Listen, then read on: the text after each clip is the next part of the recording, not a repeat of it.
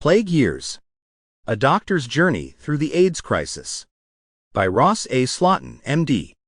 Published by the University of Chicago Press. This book is dedicated to those we lost to the AIDS crisis and to those who survived it. It is a wondrous tale that I have to tell. If I weren't one of many people who saw it with their own eyes, I would scarcely have dared to believe it, let alone write it down, even if I had heard it from a completely trustworthy person. Giovanni Boccaccio, The Decameron. Prologue. I was there at the beginning of the AIDS epidemic, and I'm still here.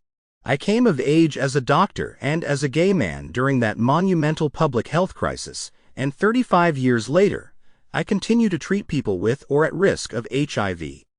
This book is a record of my journey. I kept journals and notes from the first, chronicling the stories of those who died and the few who've survived to the present.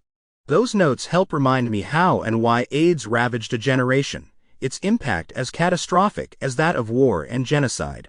They also chronicle my own story.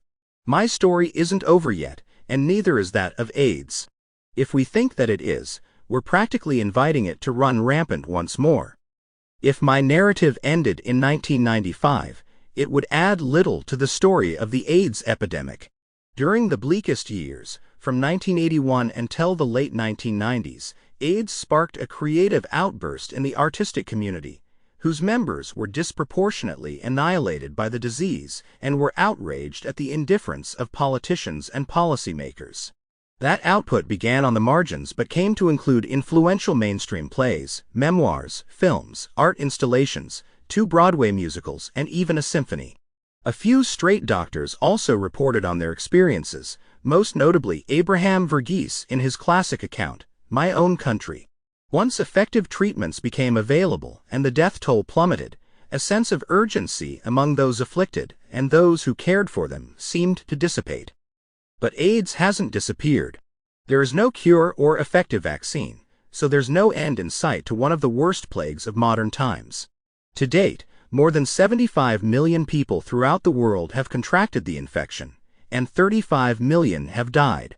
Those numbers continue to rise, though no longer at a logarithmic rate. Everyone infected with HIV will carry that virus to their grave, even if what kills them is a heart attack, a stroke, or cancer. But if they stop their life-saving regimens, known as HAART, highly active antiretroviral therapy, then AIDS will kill them first. Imagine the psychological, physical, and financial burdens a 21-year-old man infected with. Sample complete. Ready to continue?